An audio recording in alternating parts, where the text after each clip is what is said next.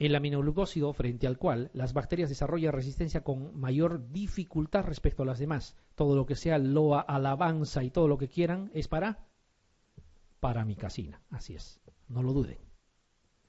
Los aminoglucósidos, luego de la administración endovenosa, logran alcanzar concentraciones muy bajas a nivel de todo lo siguiente, excepto, o sea, en piel y tejidos blandos concentrarían más, ¿creen? Es vías urinarias y les voy a decir por qué. ¿Por dónde se depuran? Por vía renal. Y por eso concentran bastante en vías urinarias. Es más, la literatura dice bien claro, 25 a 100 veces más que la concentración en plasma. O sea, es una enormidad lo que concentran en vías urinarias. ¿Ya? Eso hace de que en realidad son efectivas en las infecciones de tracto urinario. Pero no significa que sean las de elección. No se debe de usar para eso. ¿Ya? Hay otras alternativas. Están viendo que hasta amoxicilina se puede usar. No sé por qué optamos por aminoglucósidos. ¿Ya? Aminoglucósidos no se debería usar. Pero esa es la explicación. ¿Ya? Y este es el grupo de los otros antibióticos, digamos los que quedan. Que vamos a verlos seguramente según vayamos avanzando con mayor profundidad en otros temas. Por ejemplo, macrólidos. ¿Ya? Que si bien es cierto, cubre gram positivos y gram negativos. Hay que acordarse que coberturan los intracelulares, sobre todo. Y de esos intracelulares, los que nos interesa más son esas bacterias atípicas, Mycoplasma, por ejemplo, Chlamydophila pneumoniae, Legionella, causante de neumonías atípicas. Y como actúan a nivel intracelular, son los de indicación, ¿no? Esto lo vamos a ver en mayor detalle. No hay otra cosa, digamos, aquí no hay resistencia, no hay otras cosas interesantes que se puedan comentar. Eso lo vamos a ir viendo según vayamos avanzando. Lincosaminas, tanto lincomicina como clinda, ¿ya? Digamos los dos representativos. Clinda es el que quizá tiene más utilidad hoy en día. Anaerobios, ¿ya? Anaerobios. También podría cubrir aerobios, pero gram positivos. Ejemplo, E. coli, ¿podríamos tratarla con clinda? No. ¿Ya? No. Anaerobios sí, ya sea gram positivos o negativos. Y si se trata de aerobios, solamente gram positivos. Pero tampoco es el de elección, porque para anaerobios preferimos usar metronidazol, porque es bactericida. Las lincosaminas son bacteriostáticos. Tetraciclinas. Hoy en día prácticamente doxiciclina es la que queda. Y es más o menos algo parecido. ¿Ya? Rickettsia va a entrar a tallar, lo vamos a ver cuando veamos medicina tropical. Hemos visto que en el caso de leptospira también sirve, en sífilis secundaria, latente tardía también sirve como alternativa a la penicilina. Pero fíjense lo importante, enterococo resistente a vancomicina, ¿quién diría? Doxiciclina.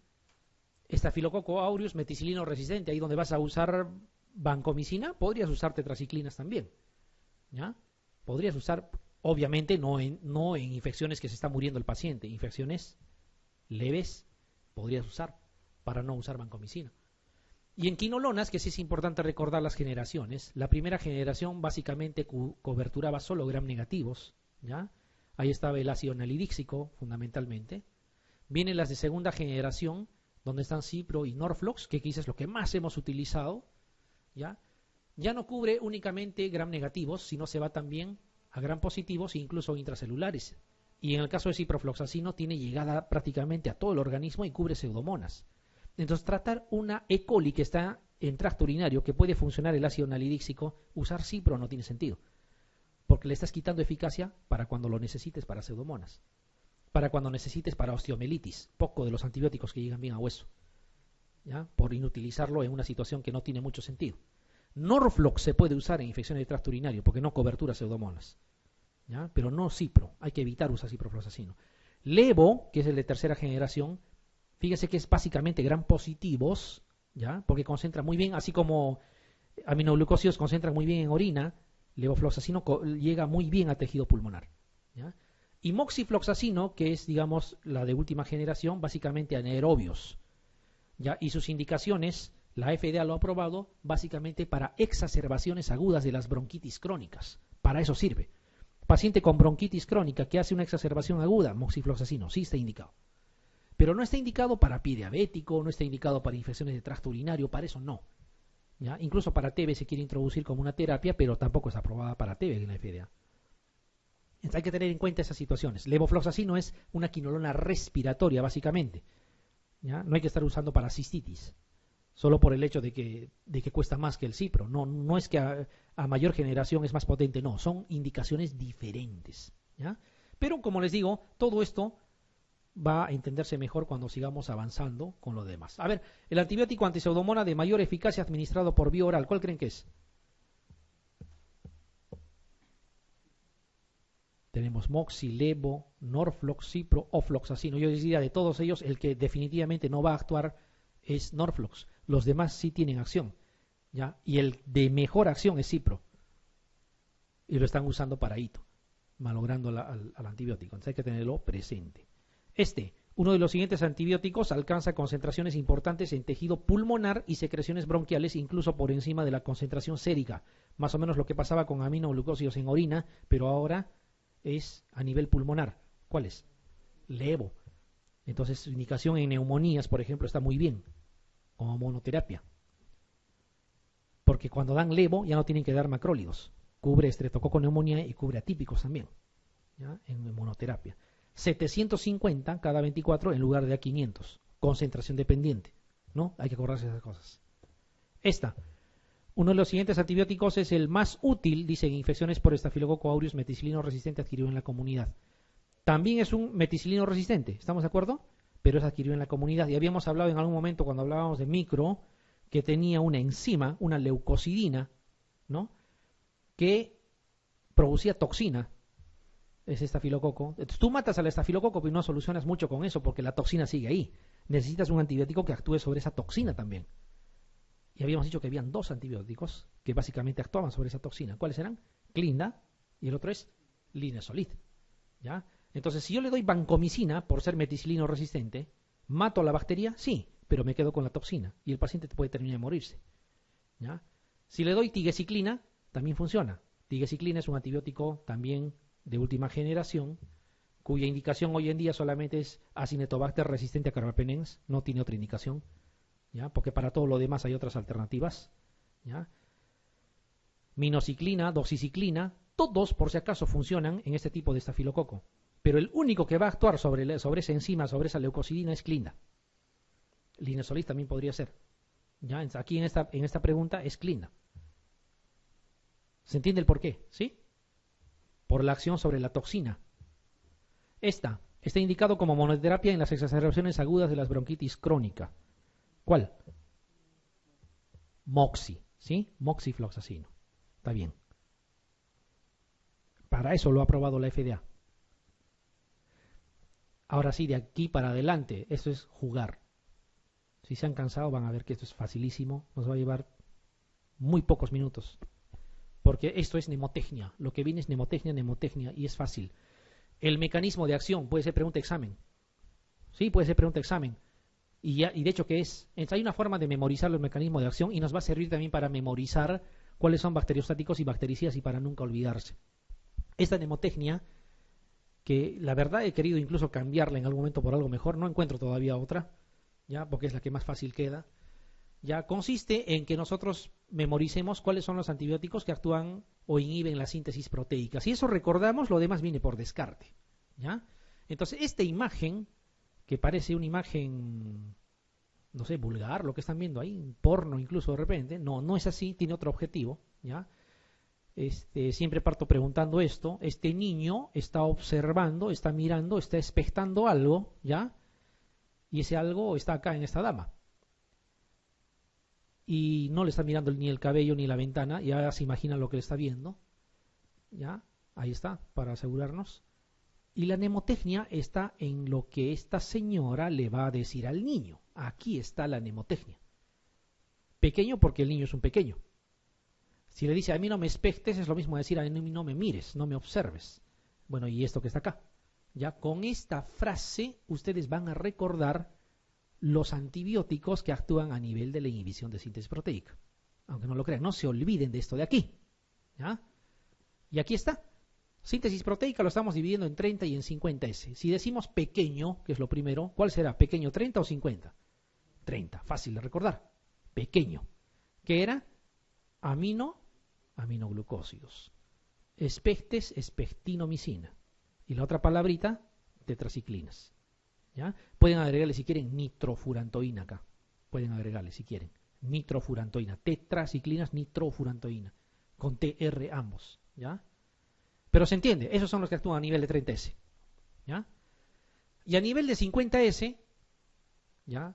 Si 30S es pequeño, obviamente 50S será grande. Grande es sinónimo de ¿qué? De macro. Por lo tanto, ya pueden estar pensando en macrólidos, ¿no? Como una de las situaciones. Además de 50 en números romanos es L. Y todos estos antibióticos, si se dan cuenta, o empiezan con L o casi empiezan con L. Clindamicina, lincomicina, cloranfenicol, linezolid. Y obviamente macrólidos, macro es grande. Me voy a 50, no a 30. ¿Ya? ¿Está fácil de recordar? Y van a ver que el resto es ejercicio. A ver. Uno de los siguientes antibióticos, así preguntan en el examen, actúa a nivel de la subunidad 50S de ribosoma bacteriano. 50S grande, ¿sí? 50S grande. 50S con L o casi con L. A ver, cefalosporinas, aminoglucósidos era 30S, ¿no? ¿Sí? Perfecto. Cloranfenicol casi con L, 50S. Tetraciclinas es 30. Penicilinas no tiene nada que ver. ¿Están de acuerdo? Cloranfenicol. Fíjense cómo se hace sencillo de responder.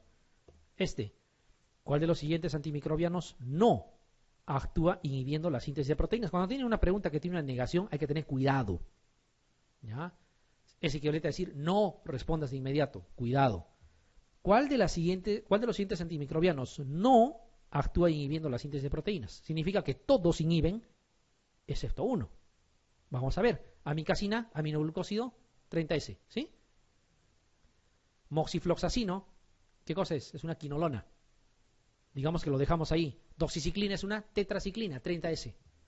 Acitromicina es un macrólido, macro, 50S. Linezolid empieza con L, 50S. Por descarte, moxi. Inhiben la síntesis de proteínas a nivel del ribosoma bacteriano, excepto. ¿No es casi lo mismo? ¿Sí? Casi lo mismo. Gentamicina, aminoglucósido, 30S. ¿Ya? Dalbavancina, ya han visto qué cosa es la dalbavancina, es un glicopéptido, no entra a tallar en ese grupo, porque cloranfenicol con casi L es 50S. Doxiciclina es una tetraciclina, 30S. Acitromicina es un macrólido, 50. ¿Cuál es? Dalbavancina. ¿Está fácil? Por eso les decía, esta parte ya es para el final porque es a manera de relajarse, para irnos. ¿Cuál de los siguientes antimicrobianos no actúa inhibiendo la síntesis de proteínas? Parecido.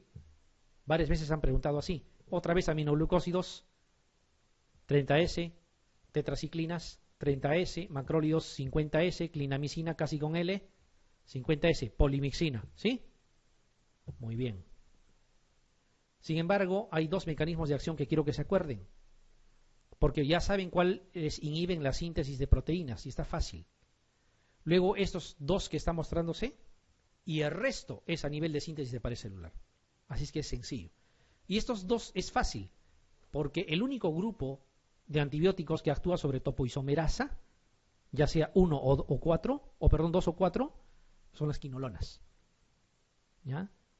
O sea, levofloxacino, ciprofloxacino, moxifloxacino, lo que quieran, actúa a nivel de topoisomerasa.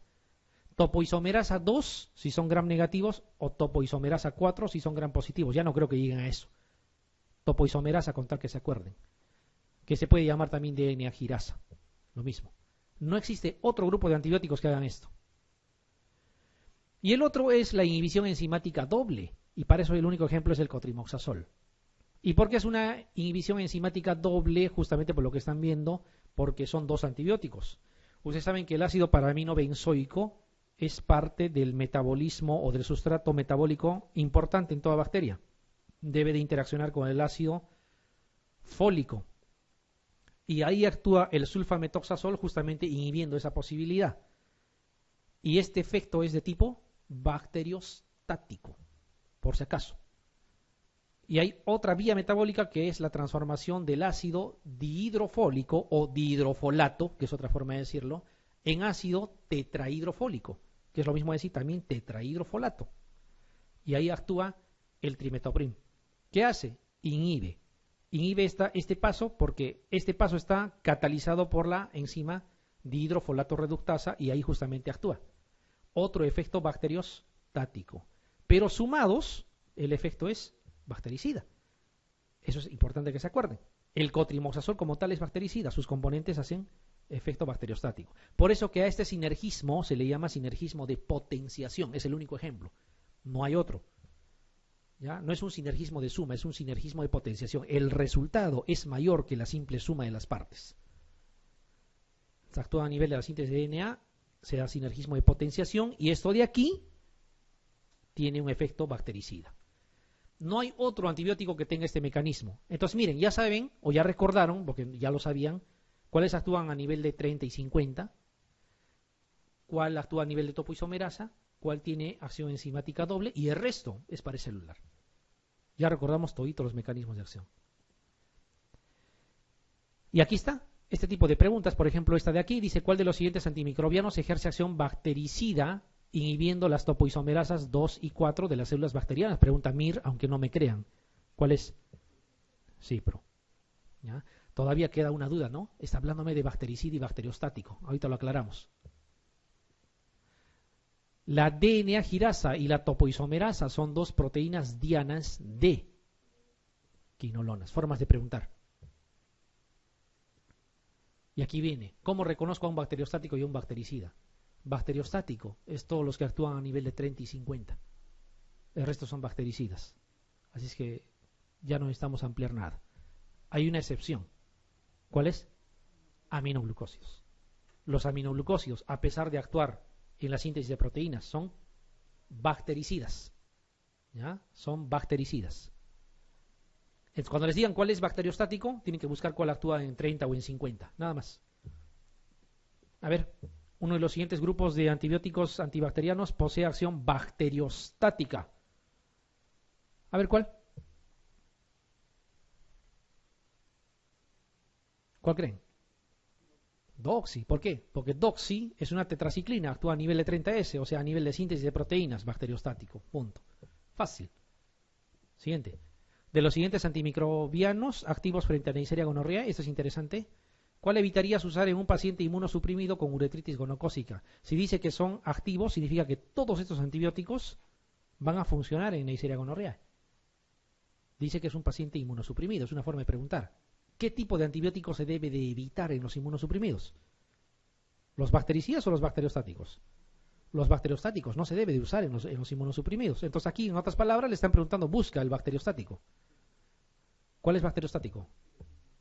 Espectinomicina. Acuérdense, aminoglucósidos, 30S, espectinomicina, tetraciclinas, ¿no? Acuérdense. Ceftriaxona, cefixime, parecelular, bactericida, ciprofloxacino, topoisomerasa, bactericida, cefotaxima, cefalosporina tercera, bactericida. Espectinomicina, incluso habíamos dicho, es el único aminoglucósido que es bacteriostático, porque es un aminociclitol, ¿no? Sí se está entendiendo, ¿no es cierto? Ya vamos a acabar. Esta es la presión selectiva. Miren, es facilísimo entender. Cuando nosotros tenemos una población de bacterias, obviamente S viene de sensible y R viene de resistente, y lo exponemos a un par de antibióticos, por decirlo así, por la ley de la selva nada más. ¿Qué creen ustedes? ¿Quiénes son los que van a morir? ¿Los resistentes o los sensibles? Los sensibles tienen que morir, eso es lógico. ¿Quiénes van a sobrevivir? Los resistentes, los más fuertes sobreviven.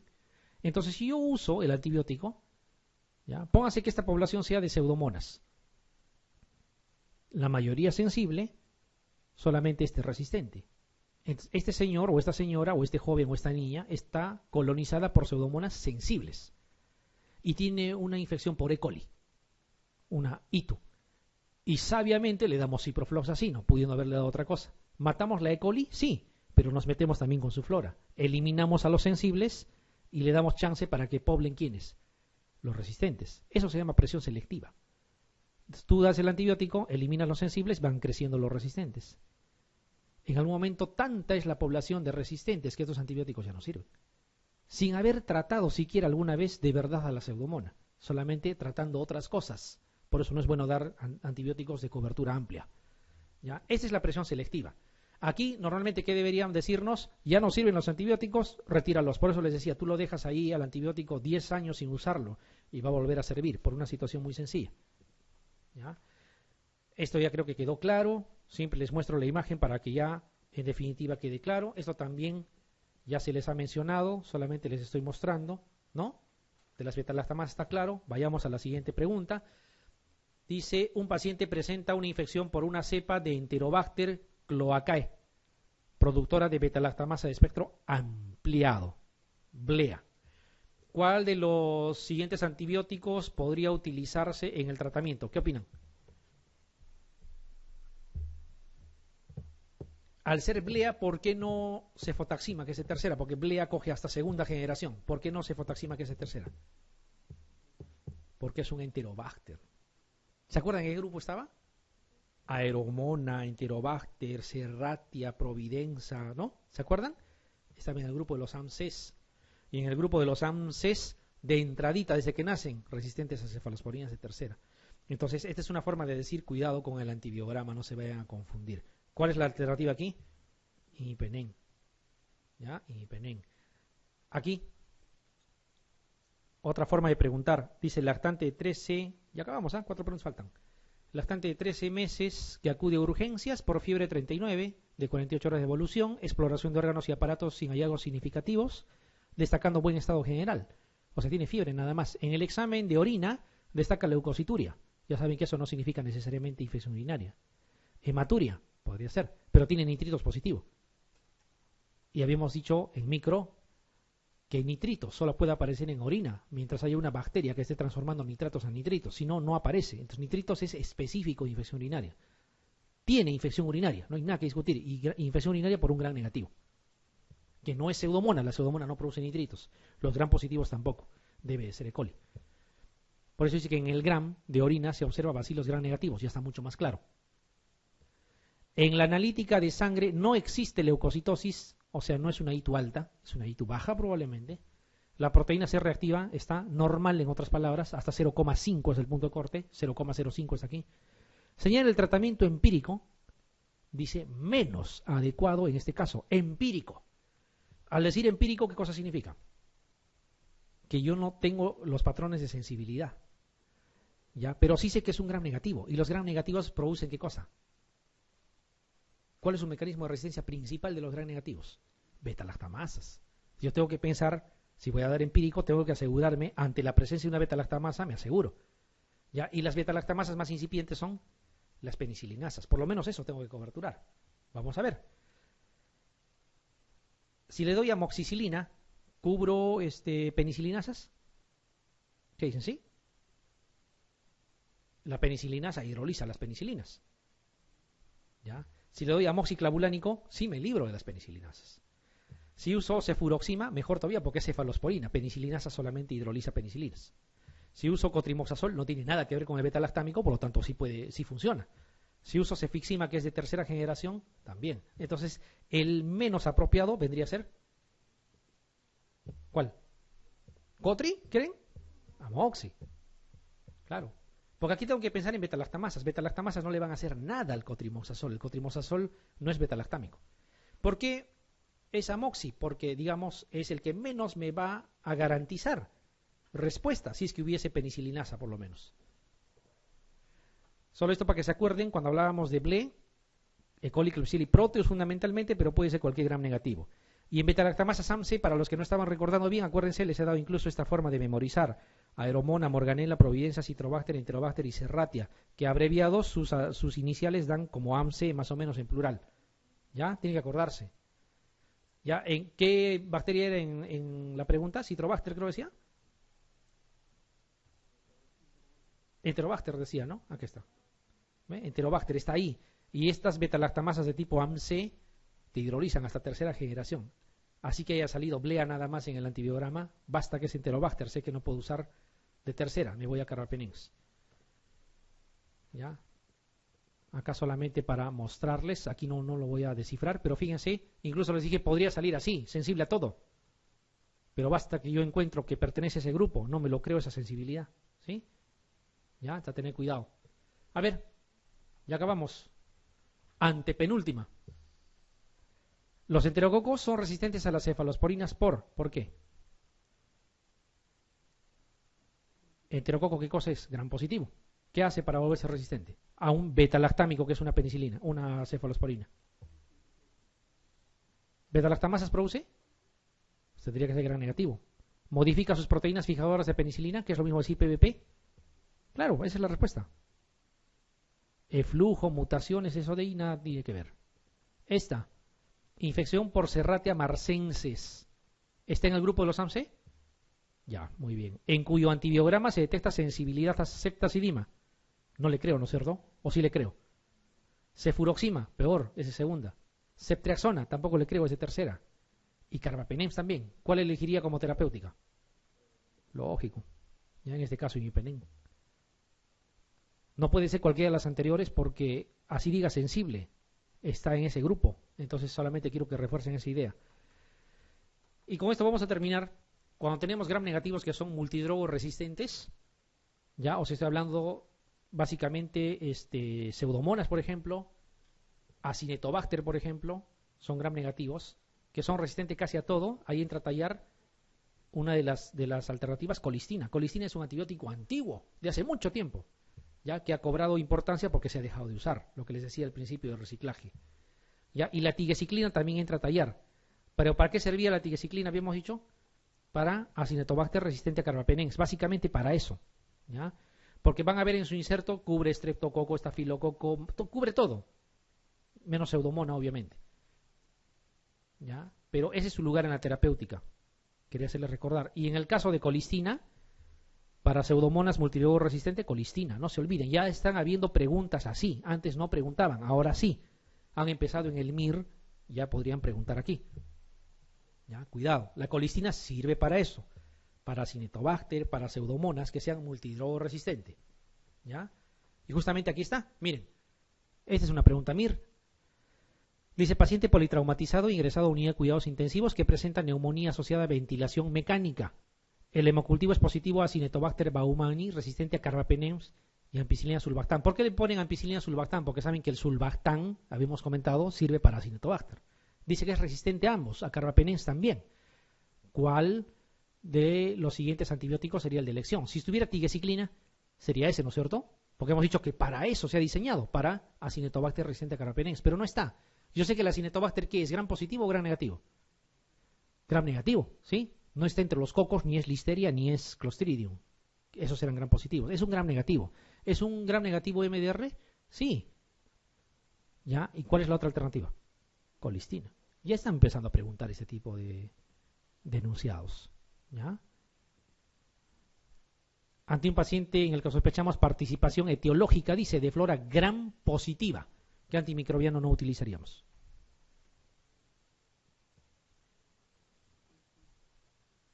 Colistina. ¿Por qué? Para gram negativos.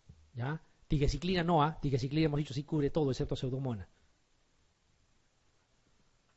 Entonces, cuidado, miren, en las preguntas de en otros sitios ya están preguntando esta situación. ¿Ya? Esto ya lo hemos visto hasta acá, miren, solo quiero completar la idea. 30 segundos les voy a robar. Ya, hasta acá está claro, ¿sí? Lo que sucedía. Entonces, lo que vamos a hacer es retirar estos antibióticos y exponer otros antibióticos que no estábamos usando anteriormente. Estos nuevos lo que hacen es dirigirse a esas cepas que eran problema, o sea, las R mayúsculas de resistente. Sin embargo, había muy poca población que todavía era sensible a los anteriores antibióticos. Y también este R minúscula ya son resistentes a los nuevos. Si tú usas el antibiótico, o sea, haces el mismo fenómeno, ¿qué creen que van a eliminar? La población para la cual ha sido diseñado el antibiótico, ¿no es cierto? ¿Y qué cosa va a empezar a poblar nuevamente? Las demás poblaciones. Fíjense cómo lo que era mínimo ha empezado a aparecer nuevamente. Y en algún momento se va a poblar. ¿Ya? Y la que está más adaptada va a crecer más, o sea, la que estaba presente desde más antes que es esta población. ¿Qué pasaría aquí? ¿Podríamos volver a utilizar los antibióticos anteriores o no? Claro, y eso es lo que sucede. ¿Ya? Eso se llama viejos antibióticos con nuevas aplicaciones. Aquí está, por ejemplo, miren. Aquí nos muestra un trabajo solamente para mostrarle en gérmenes ¿ya? Que sean multidrogoresistentes en infección de tracto urinario. Les está hablando incluso, miren, enterococo resistente a vancomicina, aquí está. Les está hablando de Klebsiella pneumoniae que sea resistente a carbapenems. Imagínense la situación. Pseudomonas aeruginosa, ¿ya? Y aislados de betalactamasas de espectro extendido. Y les dice que fosfomicina es una alternativa. Y fosfomicina es un antibiótico de hace mucho tiempo, no es de ahora. ¿Ya? Concluyen que fosfomicina ha demostrado actividad in vitro para infección de tracto urinario por patógenos MDR. Lo mismo aquí, miren. Dice actividad de fosfomicina sobre cepas de E. coli y Klebsiella pneumoniae productora de betalactamasas de espectro extendido. ¿Ya? Fíjense cuánto es la resistencia en E. coli que produce betalactamasas de espectro extendido cuando hablamos de fosfomicina. 0,3%. Ojo, estoy hablando de betalactamasas de espectro extendido. Si es 0,3% de resistencia, significa sensibilidad 99,7%, casi 100%. ¿Ya? Bueno, con Klebsiella baja un poco, pero igual es más del 90%. Y es un antibiótico antiguo, es lo que quiero mostrar. O sea, ha pasado ese fenómeno de reciclaje. Aquí están las betalactamasas que se han aislado, esto lo hemos visto en algún momento, los SHIP, los TEM, ¿no es cierto? Fíjense cómo está recobrando importancia. Y aquí esta revisión sistemática que también habla de la misma fosfomicina para betalactamasas de espectro extendido, con aislados importantes. Aquí 4.448 bacterias productoras de BLE. ¿Ya? Miren, 96% de ese aislado y 81,3% en la especie de Klebsiella, el otro era E. coli, son susceptibles a fosfomicina. Y fosfomicina es un antibiótico antiguo, no es último, no es algo que se haya creado recién, sino que no se usaba. Y nos dicen que también es una alternativa para tenerla en cuenta. Y no solo con eso, con parásitos también. Fíjense cómo retornan la cloroquina como un antimalárico que es eficaz. Aquí en Malawi lo habían retirado porque ya no servía para falciparum. 12 años después lo han probado y funciona. Entonces, el no usar antibióticos por gusto puede traer sus beneficios en el tiempo. Y aquí está la lista de lo que quería mostrarles al final. Antibióticos antiguos: nitrofurantoína, colistina, doxiciclina, minociclina, fosfomicina. Hoy día están en auge. ¿Por qué? Porque se ha dejado de usar algunos. Nitrofurantoína no le han dado bola mucho tiempo, lo mismo que fosfomicina. Minociclina, peor. ¿Ya? La colistina, mucho más antigua todavía. Alguna vez les dije, no pasa ni de $10 el tratamiento completo, pero acá lo venden a 9.000 soles, porque obviamente les llena el bolsillo. Va a dejar de funcionar en algún momento seguro. Entonces, eso va a pasar con el ciprofloxacino, con la amoxicilina. Hay que tratar de no usar por gusto. ¿Ya? Hay que indicarlo bien. Muy bien. Muy bien, doctores.